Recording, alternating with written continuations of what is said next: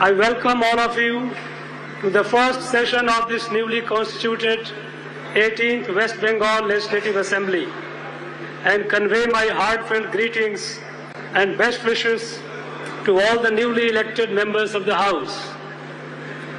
I also extend my warmest greetings and best wishes to all the sisters and brothers of Bengal on the forthcoming West Bengal Foundation Day on the 20th June. I pay my heartfelt homage to all the former members of this Assembly, alongside all the former Union and State Ministers, Members of Parliament, and former legislators of legislative assemblies of all the other states in the country who have recently set sail on their final voyage to the heavenly abode.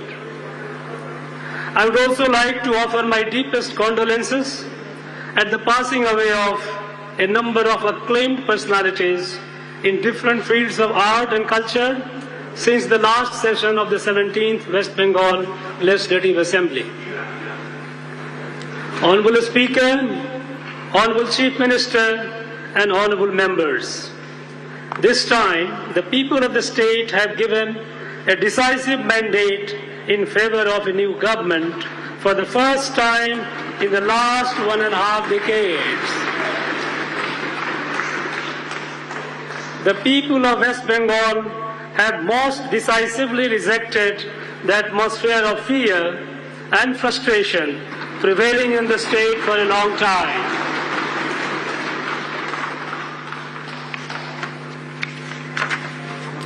The new government, having assumed the responsibilities of steering the state, will endeavor for improvement in all aspects of governance with utmost sincerity and a steadfastness of purpose.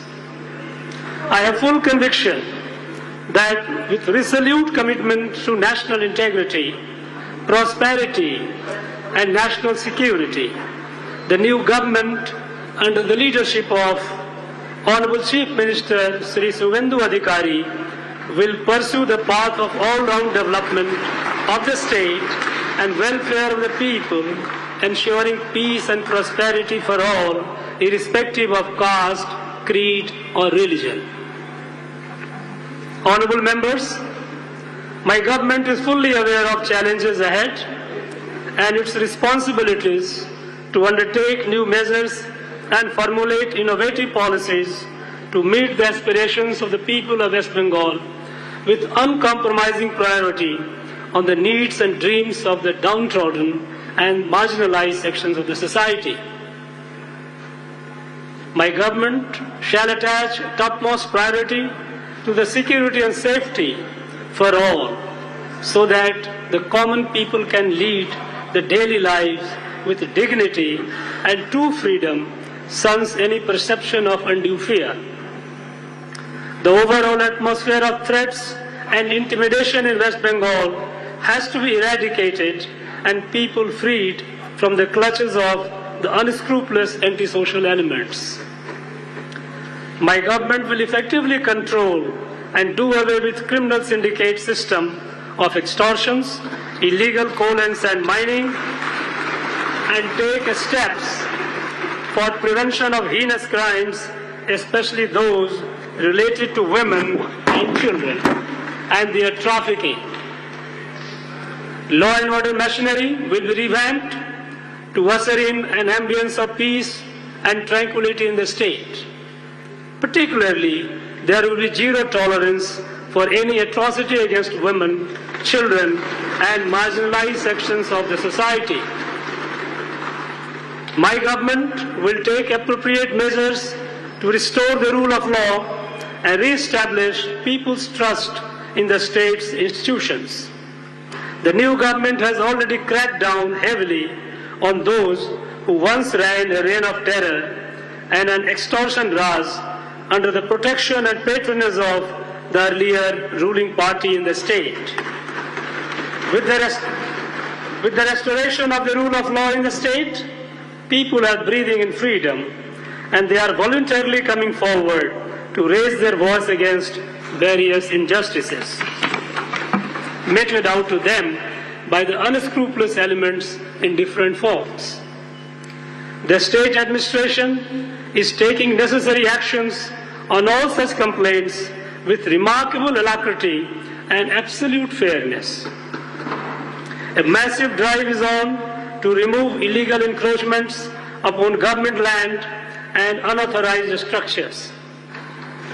In perfect commitment to the spirit of secularism, my government will ensure true freedom of religious practices for all and sundry in the state. Even though the Bharatiya Nyaya Sanhita and the Bharatiya Nagrik Suraksha Sanhita were enforced on 1 July 2024 across the nation, it is only after the new government came to power that the new criminal laws are being effectively enforced in the state. One of the objectives of the new criminal law is to speed up the criminal justice system by leveraging the use of technology. Various measures, including issuance of relevant notifications, are now being taken in right earnest so that the laws can be properly implemented in the wider interest of the people of the state. Honorable members are well aware that the influx of illegal infiltrators along the long, porous international border over the last decades has severely impacted the demographic balance in our state. The fulfillment of needs of the rightful citizens has been compromised because of the presence of a large number of illegal infiltrators here, with the active indulgence of some vested interest groups within the state itself. My government is taking prompt actions for quick detection and deportation of illegal foreigners after they have been identified following the due formalities. Substantial number of illegal infiltrators have already been identified and deported within the short span since the new government took over. The incumbent state government, after coming to power, has approved all the pending proposals of land purchase and government land transfer for border fencing and border outpost. To strengthen border infrastructure and curb infiltration, my government handed over 85.76 acres of land to the Border Security Force on 20th May 2026 through vesting and direct purchase. In addition, acquisition of direct purchase of 88.401 acres of land is currently under process.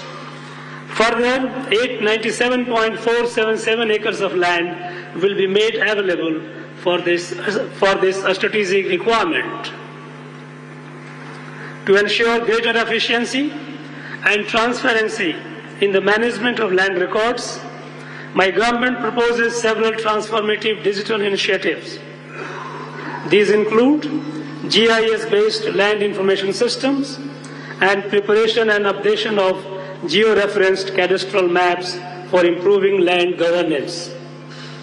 My government also intends to collaborate with the Reserve Bank of India for implementation of RBI Unified Lending Interface enabled digital Kisan credit card system in the West Bengal.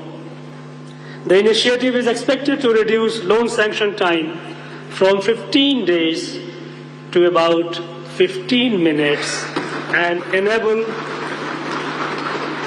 paperless agricultural credit through secure API-based land records access. The government will implement the consent-based Aadhaar seeding initiative under the Digital India Land Records Modernization Program. This reform will improve transparency, reduce duplication, and facilitate integration with Agri-Stack. The state government is committed to join the National Geospatial Knowledge-Based Land Survey of Urban Habitation under DIL RMP as part of the National Initiative for Modernization of Urban Land Records. Collection of relevant data through census is vital necessary for policy planning, allocation of resources, and dealing with issues of political representation in the changing dynamics. Immediately after assuming responsibility, my government issued the notification on the 11th of May 2026 to conduct census 2027 in West Bengal.